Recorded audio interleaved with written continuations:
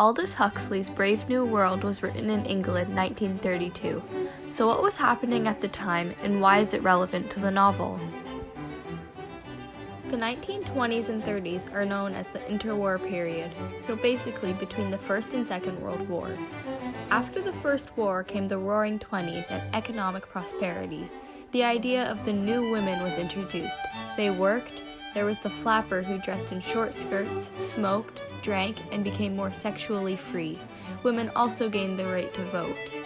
Nightclubs and cocktail bars thrived in the cities. This was a period for invention and innovation. Most importantly, consumerism was at an high. Manufacturers had developed new efficiency to meet wartime demands. Paired with innovation and prosperity, this bred mass consumerism. Labor was becoming mechanized, and everything seemed to be speeding up. Things like the washing machine, refrigerator, the jukebox, and the radio were coming out. The 20s also brought what many called the greatest innovation of the time, the automobile.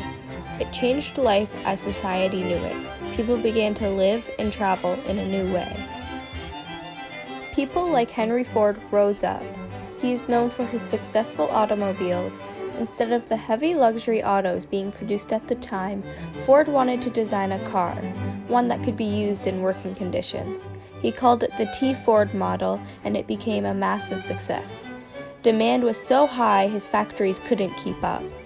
This sparked his introduction of the moving assembly line, an innovation that is still largely prevalent today and will have an everlasting impact on the production industry. In Brave New World, Henry Ford is regarded as a god in a sense.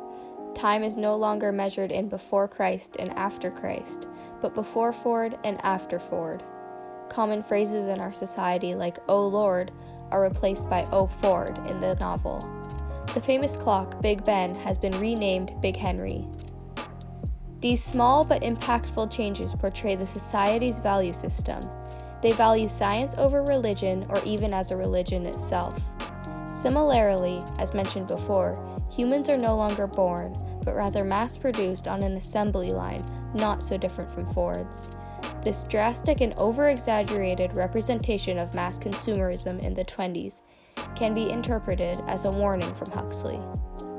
A warning against the dark possibilities that could arise from the extreme value people began placing in their possessions and materials.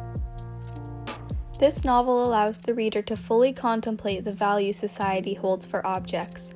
Our lives are lived in the pursuit of things. It poses the question, how in control are we of our own lives, and do our materials have more control?